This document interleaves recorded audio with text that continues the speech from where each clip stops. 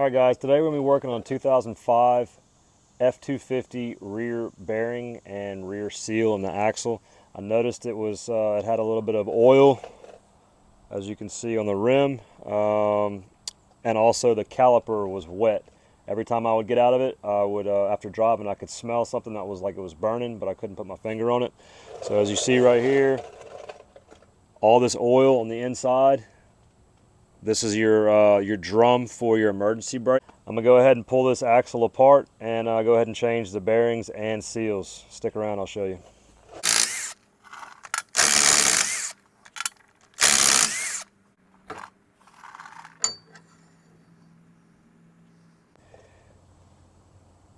So around this hub is dry with no remnants of oil.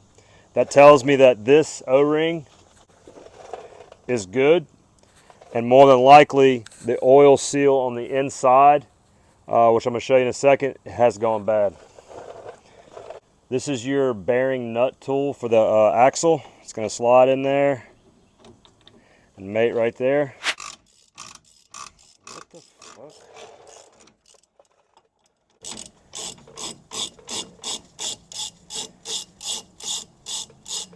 Alright, that's one thing they don't tell you. Those threads are backwards. Righty is coming off. It's right is loosened. Didn't know that. Here comes your first bearing.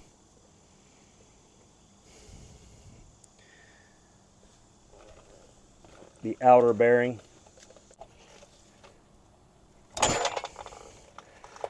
Alright. So the inner bearing has stayed on the housing here. So that's part of the seal, this piece that's loose. But also this piece here is also part of the seal. I've got to get that off before I can move forward. My seal space looks pretty good, and everything where my bearings ride look good too.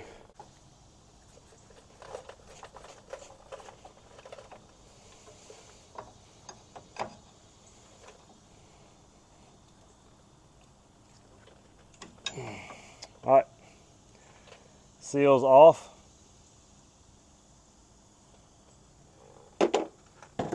And now for time to clean it. I'm going to spray it down with brake clean, clean all the surfaces off, make sure there's no rough edges on the seal spaces, which is back here, and start putting it back together.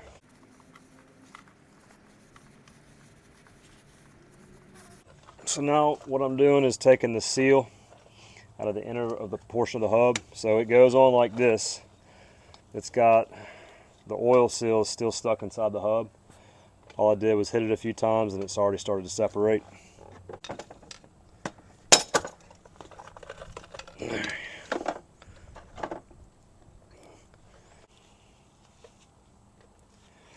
So if the bearings come out and you're not sure which way they go, these are conical bearings, cone-shaped bearings. They're going to face one another. One's going to be facing inward and the other one's going to be facing inward. Both of them are going to be facing inward on these axles. So when you set your preload with your retaining nut, it just presses them together and holds them in place.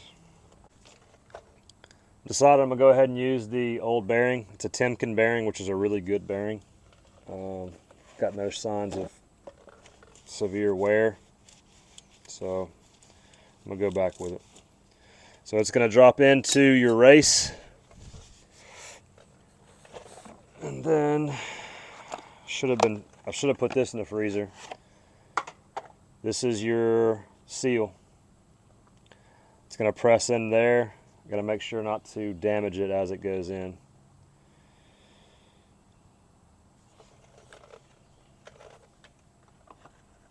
Put a little bit of oil on the inner bearing and on the seal.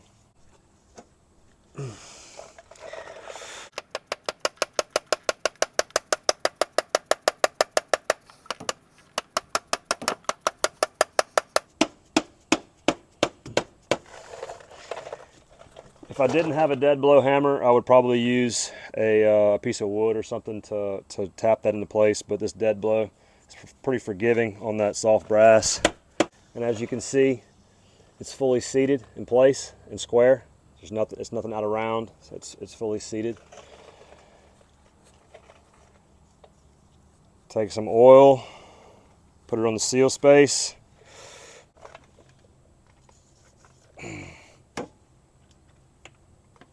A little gear oil on it, lubricate it. Bearings in place, seals in place, slide it in. And this, your bearing retainer nut. It's got a keyway on it, right there. That's going to slide in on a groove on the inside of that axle. Put a little bit more oil in there. Rotate it around. So inside of this right here, make sure you get it good and clean, because that's where that O-ring strikes against. And if it is not clean, this is going to leak your oil.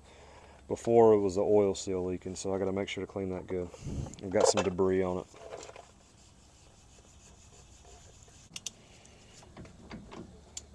As you snug it up, rotate it.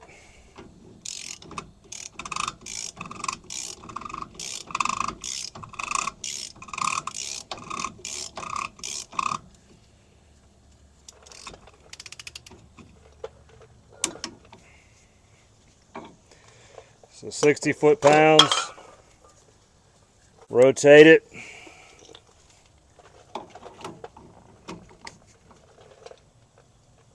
£60 do that a few times, make sure it's seated correctly. Now it's 7 clicks.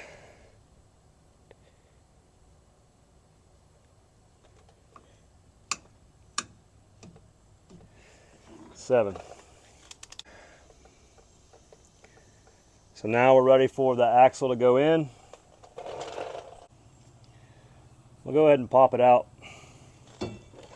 and clean it right.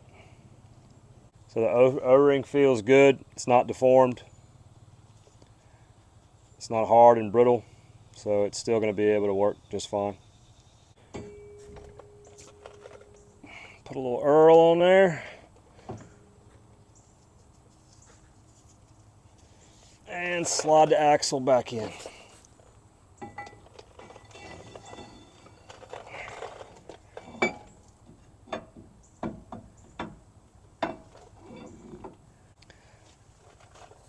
That blue stuff right there, that's thread locker. Any vibration or high speed bolts that are critical, they'll put blue Loctite. That's the stuff that will break free without a torch. So you want to make sure to put that back on both these and on the caliper. So I don't have any blue Loctite. I got a little bit of red. I'm not going to put much on there, just a little bit.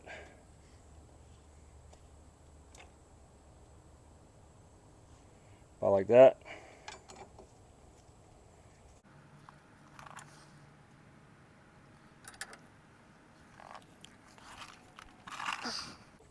All right, so these bolts here, 80 foot-pounds. Did it cross pattern, and then circle pattern. And I didn't get this on video, but it's pretty straightforward. Whenever you take your tire off, your brake caliper, those are also Loctited on there. So all you do is take the bolts off and you can pull the caliper off. And I'll show you how I did that as I assemble.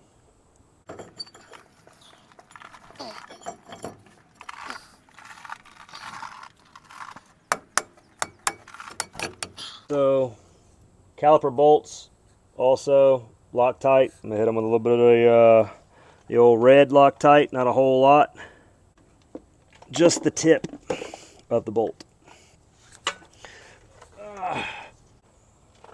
Alright, if you have a man purse, you'll probably never need one of these, but if you're a dude who works on shit, you need to get you an easily adjustable quick clamp. Wilton makes them. and Bessie. These are Home Depot brand, but they're really good. So what I'm going to do, I'm going to chuck this up in the caliper and press that ram back to where I'll be able to fit it over the caliper, over the rotor. So the brake fluid comes in right here when you press the brakes, and this caliper pushes in. So now I'm going to have to reverse that. Let's see.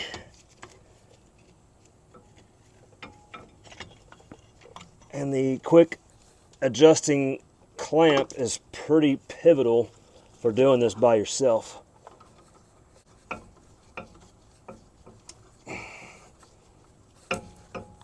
So as I squeeze, it's going to compress that brake pad just enough to where I can quickly remove it and get it over your rotor. So now you'll just take your caliper bolt, put it in there. Caliper nut torque is 150 foot-pounds.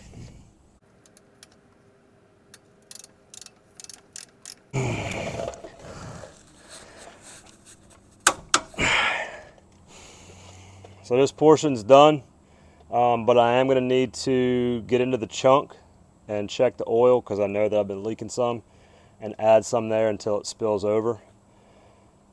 All right, as you can see there, I lowered it a pretty good bit. All the oil is going to flood to this side. Wait a minute or so, jack it back up and pop that tire on, and then I'll add the oil. I just showed my kids the other day how to do this. They're 11 and 13. So if a tire, for any of you that are small stature or not strong enough to pick up a tire, grab it between your legs and you can lift it and line it up and drop it in place. Some of you may be more familiar with that position than others. It's on you. I always start the lug nuts by hand before putting a tool on them. And as you know, it is Pride Month, so I am using a DeWalt.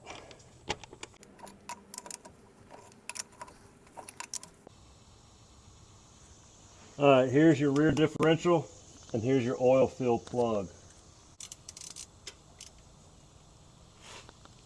Should take a 3/8 inch drive.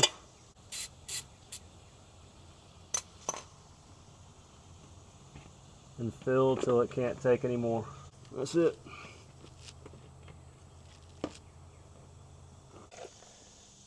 All right, guys, that's a wrap. So we've removed the tire, removed the caliper, taken the, what's that thing called again? Rotor off, removed the axle, removed the bearings and the hub and all that, and reassembled. It really wasn't hard. It took me about an hour. And that's with me talking to the camera and trying to do that whole piece. So I hope this helps you guys out there working on your stuff and not bringing it into the shop. Save you some dough. Put it towards your beer ticket or maybe your newest hot rod that you're working on. So other than that, we'll see you guys next time. Thanks.